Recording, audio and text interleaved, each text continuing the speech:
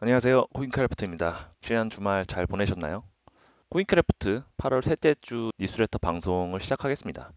지난 한 주 8월 18일에서 24일 사이는 이 크립토 시장은 글로벌 매크로의 훈풍과 함께 다시 역시나 이더리움의 존재감이 부각된 시기였다고 요약을 할 수가 있겠습니다.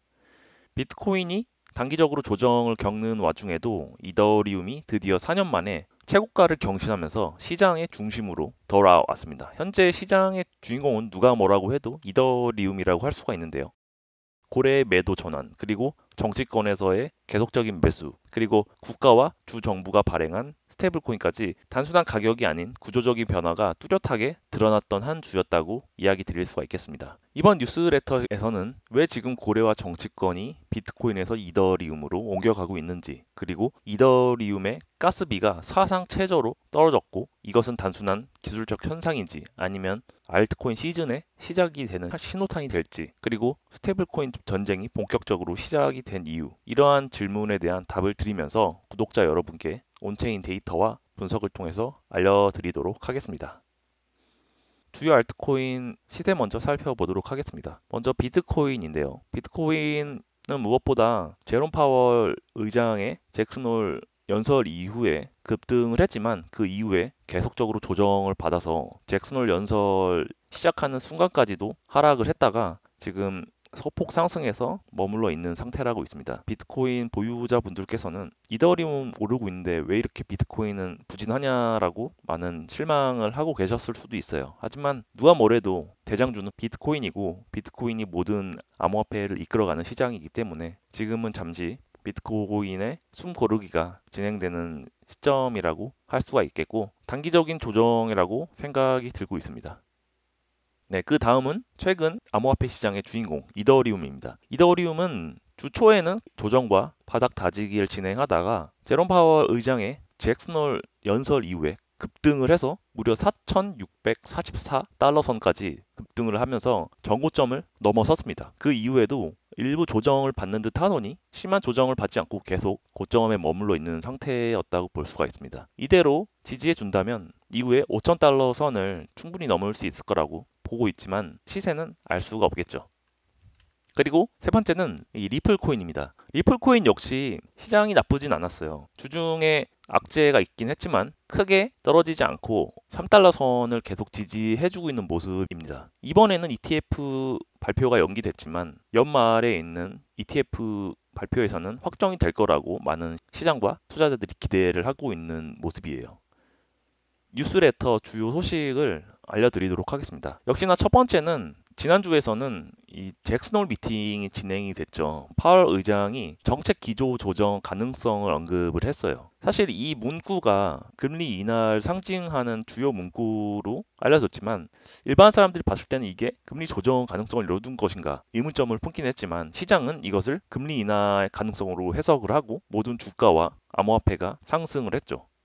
그리고 많은 분들이 아직 소식을 접하지 않은 뉴스가 있는데 이 연준의 영 레포라고 합니다. 영 레포라는 것은 반대로 연준이 기업이나 은행에게 발행하는 채권을 이야기하는데요. 그리고 자금이 연준에 들어와 있는 거죠. 따라서 연준의 유동성을 제공해주고 있는 아주 중요한 지표로 알려져 있는데 이 연준의 영 레포 잔액이 역사적인 최저 수준까지 떨어졌다고 합니다. 지금 그래프에서도 나타나듯이 최저 수준으로 떨어져 있는 것이라고 볼 수가 있죠. 금융기관이나 기업들이 더 이상 연방준비제도 페더럴 리저브 뱅크에 단기 자금을 맡기지 않고 시장에서 유동성을 흘려보내고 있는 것을 의미를 합니다. 곧 달러의 유동성이 풀리고 있다는 신호라고 할 수가 있고 위험 자산에는 호재로 작용을 하고 크립토 시장이나 이더리움의 랠리에 외부 동력을 제공했다고 할 수가 있습니다. 따라서 이 다음 금리 인하 기대감과 맞물려서 단기 모멘텀을 강화하는 핵심 매크로 변수라고 할 수가 있습니다.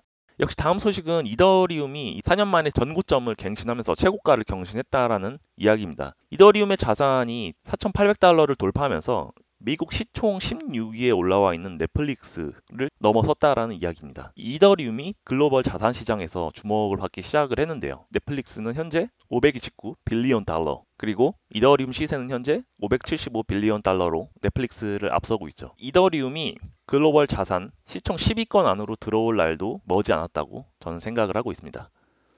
무엇보다도 달라진 점은 4년 전과 달리 이번 랠리는 기관 중심이라는 점인데요. 이더리움은 단순한 알트코인이 아니라 ETF와 기업의 매입을 통해서 디지털 오일로서의 내러티브를 강화하고 있습니다. 주 초에는 260만 이더가 거래소로 유입이 되면서 많은 투자자들이 본격적인 매도로 이어지면서 이익 실현을 하는 것이 아니냐라는 생각으로 잠깐 가격이 빠졌던 적이 있었어요. 하지만 확인한 결과 실제로 매도로 이어지진 않았고 대부분 파생 상품의 증거금이나 유동성 공급 목적으로 유입된 것이 확인이 되었죠. 그러면서 이후에 다시 가격은 상승하게 되었습니다. 따라서 이 거래소로 반드시 유입이 된다고 해서 매도로 이어지고 악재로 이어지는 공식은 더 이상 적용이 되지 않는다라는 것을 의미를 합니다. 따라서 온체인 분석을 1차원적으로만 분석을 해서는 제대로 된 분석을 할 수가 없겠죠.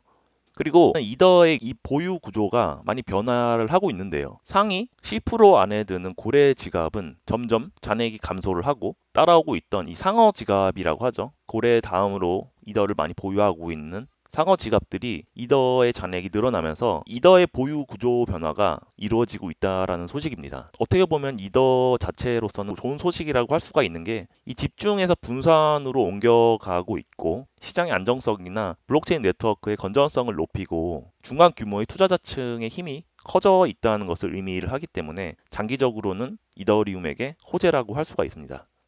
그리고 지난주 뉴스레터에서도 말씀을 드렸지만 이 트럼프 일가가 운영하는 월드 리버티 파이낸셜이라고 하는 회사가 추가적으로 이더를 매수했다라는 소식입니다. 1076개의 이더를 매수를 했고 매수 평균 단가는 4,670달러에 달하고 있습니다. 보시는 것처럼 급격하게 최근 들어서 이더의 잔고가 상승해 있는 것을 볼 수가 있죠. 이토록 정치권 자금이 계속 이더로 들어오고 있다는 것은 상징성이 굉장히 크다고 할 수가 있습니다. 더구나 이 월드 리버티 파이낸셜은 현직 미국 대통령의 가족이 운영하는 회사이기 때문에 내부 정보가 없이는 이러한 무리한 투자를 하기가 쉽지는 않았겠죠. 앞으로 미국의 정치 환경이 블록체인 암호화폐의 우호적인 환경으로 전환을 할 거라는 것이 거의 확정적이라고 할 수가 있겠죠. 제도권 수용과 함께 정책의 환경에도 간접적인 영향을 줄 거라고 보고 있습니다.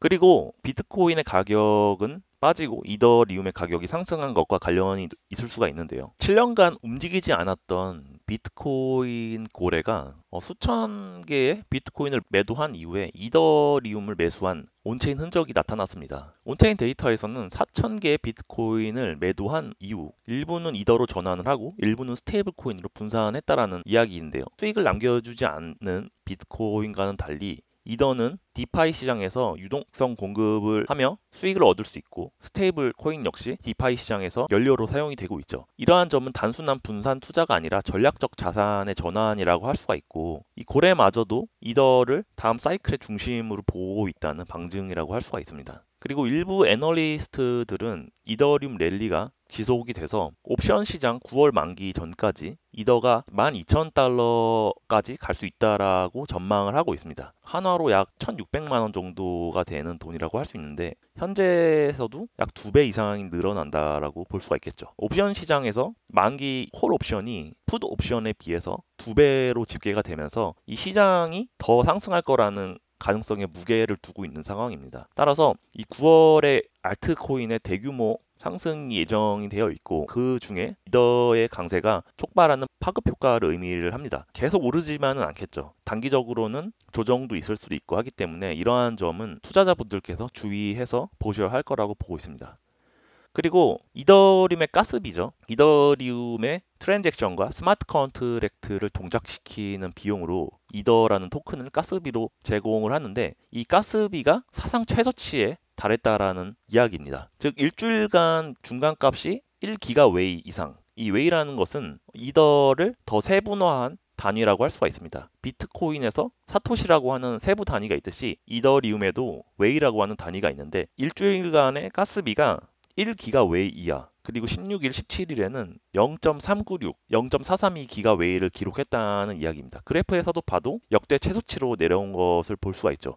하지만 이더리움의 트랜잭션 카운트를 보면 그 어느 때보다도 더 활발하게 트랜잭션이 이루어지고 있는 모습을 볼 수가 있는데요. 트랜잭션 카운트가 이렇게 역대 최고치를 달하고 있는데 반해서 이더리움의 가스비가 최저치를 유지하고 있는 것은 굉장히 의미하는 바가 크다고 할 수가 있습니다. 즉 네트워크는 붐비고 있는데 비용은 싸졌다라는 것은 실제로 이더리움이 가장 문제로 제시하고 있던 확장성 문제, 즉 비용 문제를 실질적으로 해결하고 있다라는 신호라고 볼 수가 있습니다. 여러 가지 이유가 있겠지만 올해 이루어졌던 이더리움의 팩트라 업그레이드가 성공적으로 마무리가 됐고 이루어졌던 업그레이드들이 제대로 동작을 하고 있다는 것을 의미를 하죠. 시장에서는 이것을 이더의 장기적 투자 가치가 강화됐다라고 해석을 할 수가 있습니다. 더구나 이 이더의 가스비 감소는 이더에게만 호재가 아니라 이 트랜잭션의 비용 장벽이 사라지면서 이더 기반으로 생성이 됐던 ERC20 기반의 알트코인이나 이더 기반의 NFT